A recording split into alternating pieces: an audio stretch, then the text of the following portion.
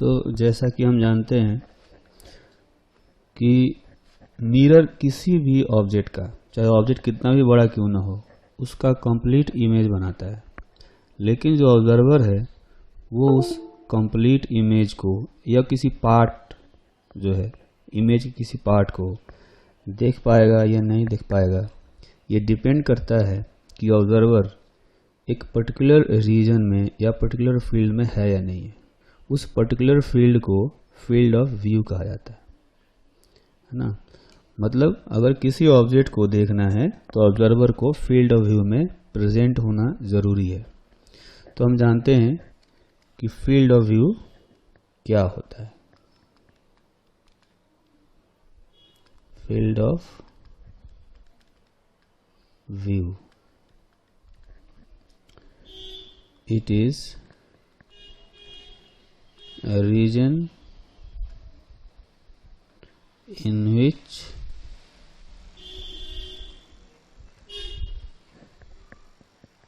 eye of observer should be present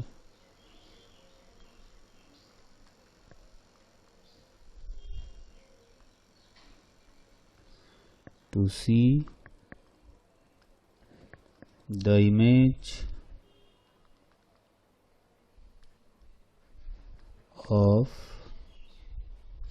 an object। तो field of view को पता करने का एक तरीका है, हम क्या करते हैं कि ऑब्जेक्ट से खूब सारी लाइट रे निकालते हैं जो मिरर पर इंसिडेंट होते हैं। तो जो दो एक्सट्रीम लाइट रेज होते हैं, जो रिफ्लेक्टेड लाइट रेज होते हैं एक्सट्रीम पॉइंट से, उनके जो बीच में जो रीजन होता है वो अपना फील्ड ऑफ व्यू होता है। तो ये कह सकते हैं कि it is region enclosed between two extreme reflected light rays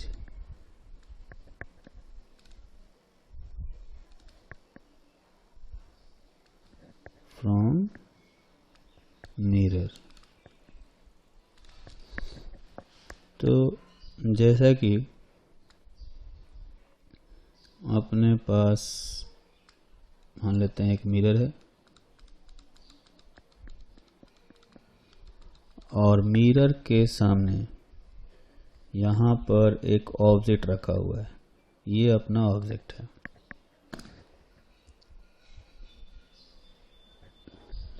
तो ऑब्जेक्ट से वैसे तो बहुत सारे लाइट रे इंसिडेंट होंगे मिरर पर, लेकिन हम क्या करेंगे,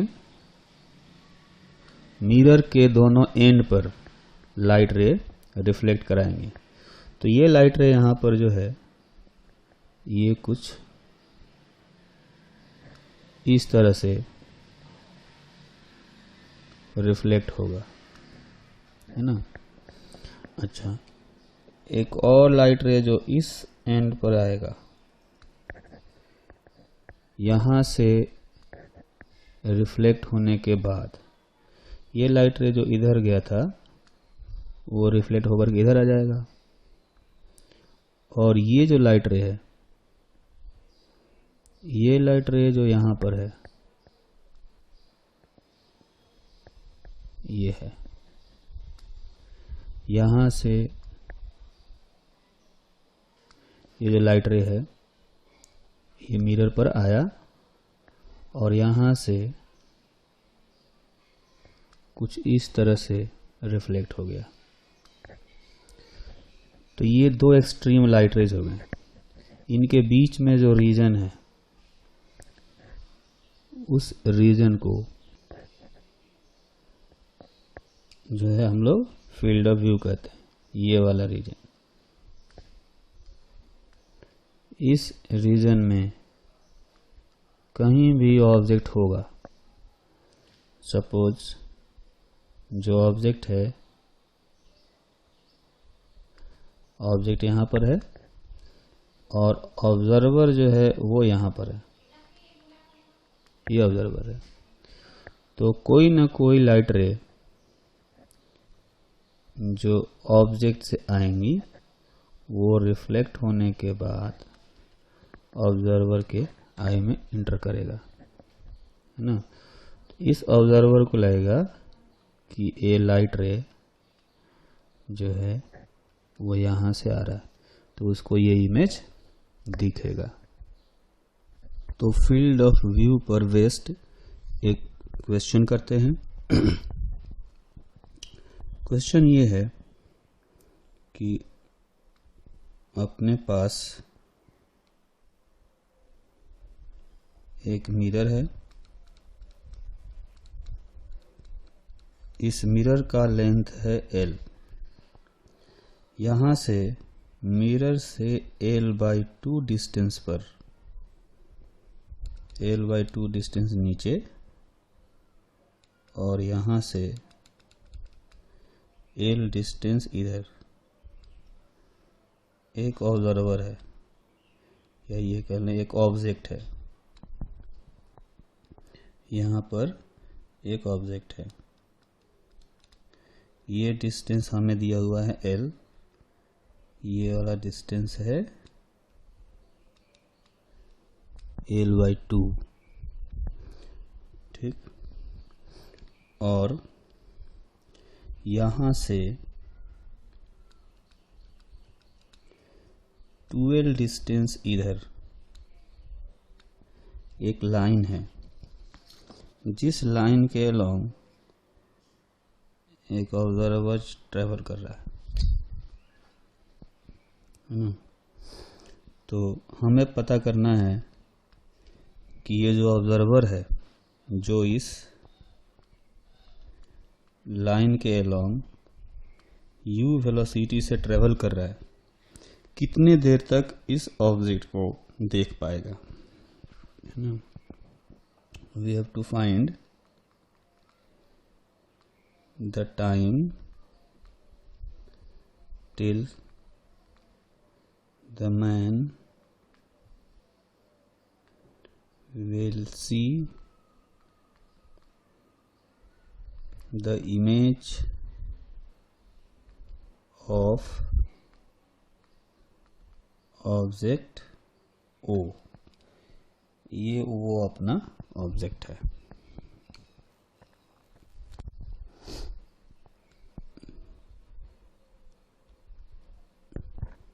तो इसके लिए हमें ये जानना जरूरी है कि जो ऑब्जर्वर है, जो आदमी है, वो कितने देर तक फील्ड ऑफ व्यू में रहेगा। जितने देर तक फील्ड ऑफ व्यू में रहेगा उतने देर तक इमेज देखेगा। तो उसके लिए हमें ये जानना जरूरी है कि फील्ड ऑफ व्यू जो है वो कहाँ तक है ना। तो इसलिए हम लोग क्या करेंगे कि ऑब्जेक्ट से एक लाइट रे मिरर के इस एंड पर गिराते हैं। यहाँ से जो लाइट रे निकलेगा वो रिफ्लेक्ट होने के बाद कहीं यहाँ आएगा इस तरह से, है ना। तो हम देख सकते हैं कि अगर ये एंगल ऑफ इंसिडेंस है I, तो ये एंगल ऑफ रिफ्लेक्शन भी I होगा। तो अपने पास दो सिमिलर ट्रायंगल हैं यहाँ पर, AOB एंड ACD। तो हम कह सकते हैं in similar triangles ABO and ACD, ये दोनों ट्रायंगल सिमिलर ट्रायंगल होंगे क्योंकि दो एंगल II है, दो एंगल 90 डिग्री है, तो थर्ड वाला भी एंगल इक्वल होगा। तो सिमिलर ट्रायंगल्स में साइड्स का रेशियो इक्वल होता है। तो जैसा कि हम इसमें देख सकते हैं कि CD divided by OB is equal to होना चाहिए CA डिवाइडेड बाई BA। तो CD का वैल्यू हमें पता करना है। OB हमें दिया गया है L/2, CA जो है वो 2L है और BA L है। तो यहाँ से हम देख सकते हैं कि CD जो आएगा वो L के इक्वल आएगा, है ना। अच्छा, तो मतलब ये जो डिस्टेंस है ये L के इक्वल हो गया, ठीक। लाइट रे जो है वो मिरर के दूसरा जो एंड है यहाँ पर इंसिडेंट कराएंगे और यहाँ से ये रिफ्लेक्ट होने के बाद कहीं ऑब्जर्वर के पास जाएगा। तो ये लाइट रे ऐसे आया और ऐसे चला गया। तो यहाँ भी ये तो हो गया अपना नॉर्मल, ये अपना नॉर्मल है। तो ये एंगल अगर R होगा तो ये एंगल भी R होना चाहिए। फिर से यहाँ पर अपने पास दो सिमिलर ट्रायंगल बनेंगे। सपोज ये जो पॉइंट है E और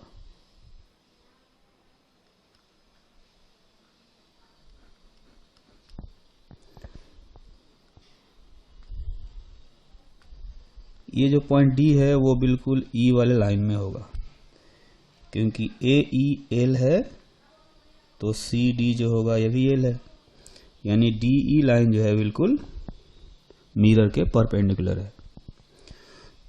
तो अपने पास फिर से दो सिमिलर ट्रायंगल हैं। इन सिमिलर ट्रायंगल्स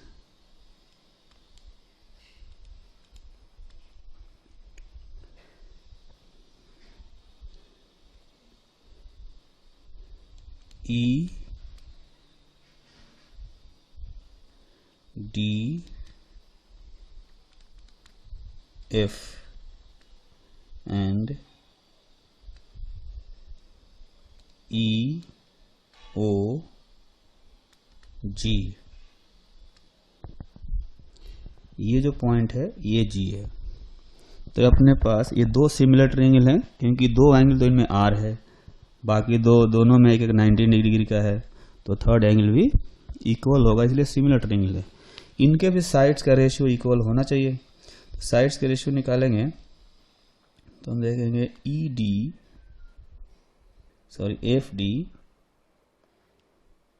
ये होगा FD divided by OG is equal to DE divided by GE। तो इसमें FD हमें पता करना है, OG जो है वो है 3L/2, DE का वैल्यू है 2L और उसी तरह से GE का वैल्यू है L। तो यहाँ से कहा जा सकता है कि FD का जो वैल्यू आया वो आ गया 3L। तो इसका मतलब ये हुआ कि जो ऑब्जर्वर है वो ऑब्जर्वर जब तक इस रीजन में, ये अपना फील्ड ऑफ व्यू हो गया, इस रीजन में रहेगा तब तक इमेज को देख सकता है, ठीक है। यानी जब तक F से D तक ये ट्रेवल करेगा, यहाँ से यहाँ तक F से D तक ट्रेवल करेगा, तब तक उसको इस ऑब्जेक्ट का इमेज दिखेगा, बाद में उसको नहीं देगा क्योंकि फील्ड ऑफ व्यू से बाहर चला जाएगा। So time taken by man to travel from F to D is equal to distance 3L divided by speed U। तो ये अपना आंसर हो जाएगा।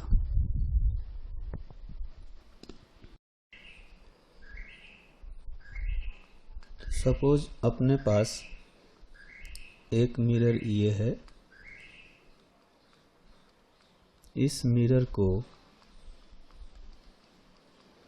मान लिया M1 कहते हैं, इसके पैरेलल एक दूसरा मिरर है, इस मिरर को हमने M2 कह दिया। तो दोनों मिरर की जो लेंथ है वो इक्वल है और ये 3 मीटर के इक्वल है।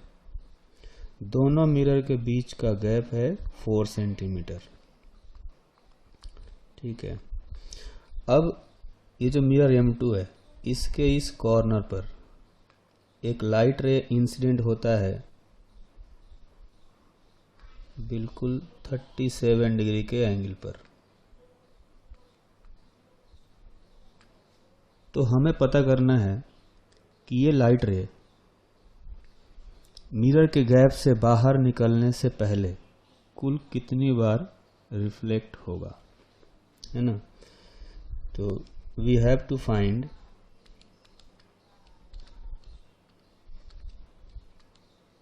The total number of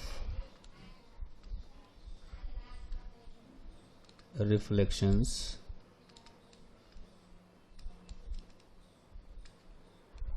light ray may undergo before it emerges out of the gap between the two mirrors।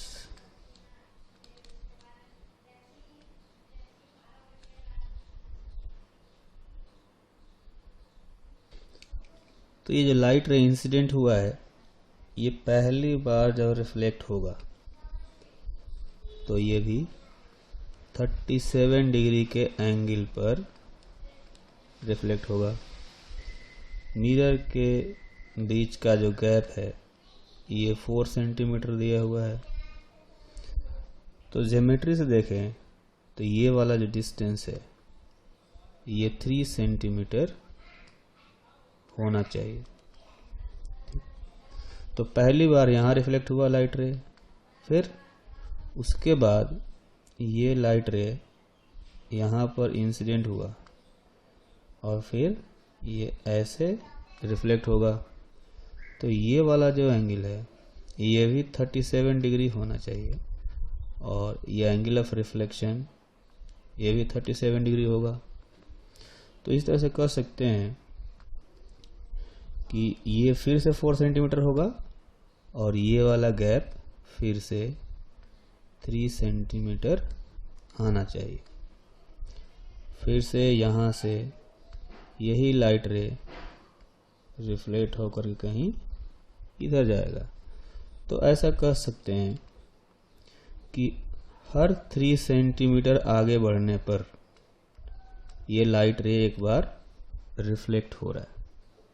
तो अगर हमें टोटल नंबर ऑफ रिफ्लेक्शंस पता करने हो तो हमें ये पता करना पड़ेगा कि इस 3 मीटर लेंथ में टोटल कितने 3 सेंटीमीटर होंगे, है ना।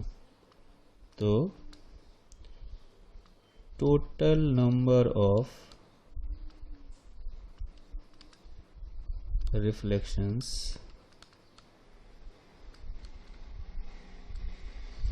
Is equal to 3 metre divided by 3 centimetre plus 1 होना चाहिए। 1 इसलिए क्योंकि लाइट रे जो इंसिडेंट हुआ है यहाँ पर पहले वाले कॉर्नर पर, उसको भी हमें काउंट करना पड़ेगा। आगे जाने पर टोटल 3 मीटर बाई 3 सेंटीमीटर होंगे और एक जहाँ पर इंसिडेंट हुआ वहाँ पर पहली बार रिफ्लेक्शन हुआ है, उसको भी हमें ऐड करना पड़ेगा।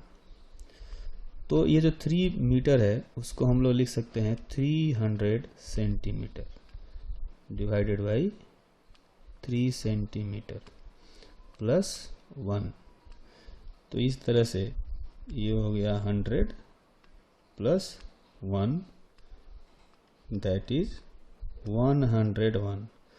तो टोटल रिफ्लेक्शन जो है वो 101 हो गए। 100 रिफ्लेक्शन होंगे आगे जाने पर, और एक पहला जो रिफ्लेक्शन हुआ था उसको हम लोग ऐड करेंगे, तो टोटल हो गए 101 रिफ्लेक्शंस। तो angle of deviation,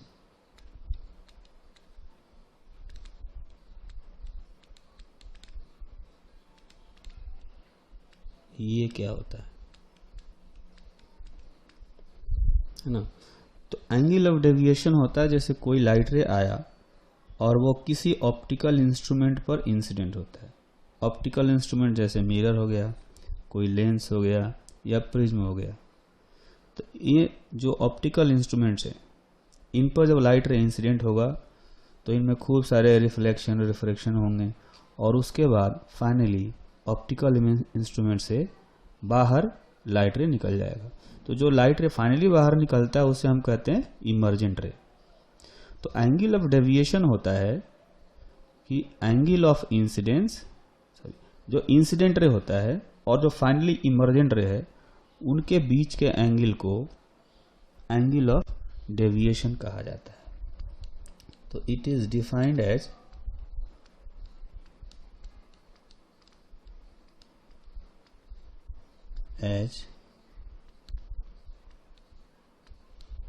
angle between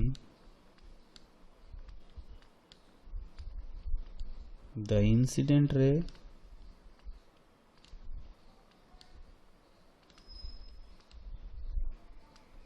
and emergent ray।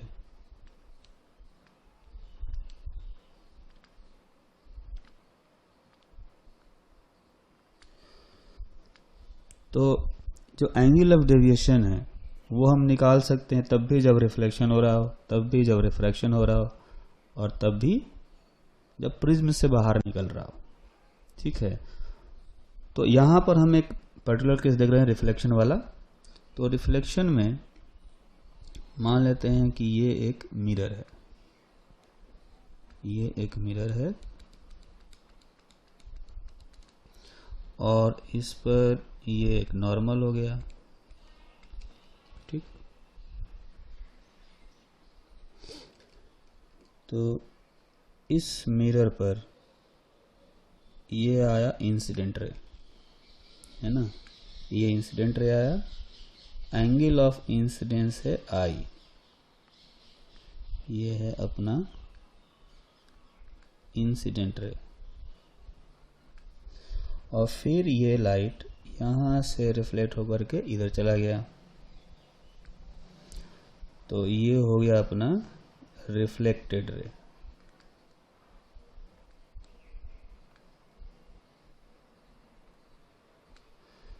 और इसी रिफ्लेक्टेड रे को यहाँ पर हम लोग कहेंगे इमर्जेंट रे। ठीक है। तो एंगल ऑफ इंसिडेंस आई है, तो एंगल ऑफ रिफ्लेक्शन भी आई ही होगा। अब इंसिडेंट रे को हम लोग आगे की तरफ एक्सटेंड करते हैं। तो ये है अपना इंसिडेंट रे, है ना। तो इंसिडेंट रे और रिफ्लेक्टेड रे के बीच का जो एंगल है ये, इसको हम कहेंगे एंगल ऑफ डेविएशन। ठीक है। तो यहां देख सकते हैं कि incident ray anti clockwise direction में डेल्टा से रोटेट हो गया है। तो यहां पर जो डेविएशन होगा, डेविएशन डेल्टा को हम लिख सकते हैं पाई माइनस 2i इन एंटी क्लॉकवाइज डायरेक्शन। ठीक। अच्छा, एक और तरीका से कह सकते हैं कि यही इंसिडेंट रे क्लॉकवाइज डायरेक्शन में इस तरह से रोटेट करके गया है। ठीक है। ये क्लॉकवाइज डायरेक्शन में इस तरह से रोटेट किया, तो ये वाला एंगल भी लिख सकते हैं, ये आएगा पाई प्लस 2i। तो ये जो डेविएशन हुआ ये क्लॉकवाइज डायरेक्शन में हुआ है, इन क्लॉकवाइज डायरेक्शन। तो जिस तरह से हमने ये मिरर के रिफ्लेक्शन के केस में एंगल ऑफ डेविएशन निकाला, वैसे ही एंगल ऑफ डेविएशन हम लोग पता कर सकते हैं जब किसी लेंस से रिफ्रैक्शन होगा, किसी प्लेन सरफेस से रिफ्रैक्शन होगा या प्रिज्म से रिफ्रैक्शन होगा। तो ये हो गया अपना एंगल ऑफ डेविएशन।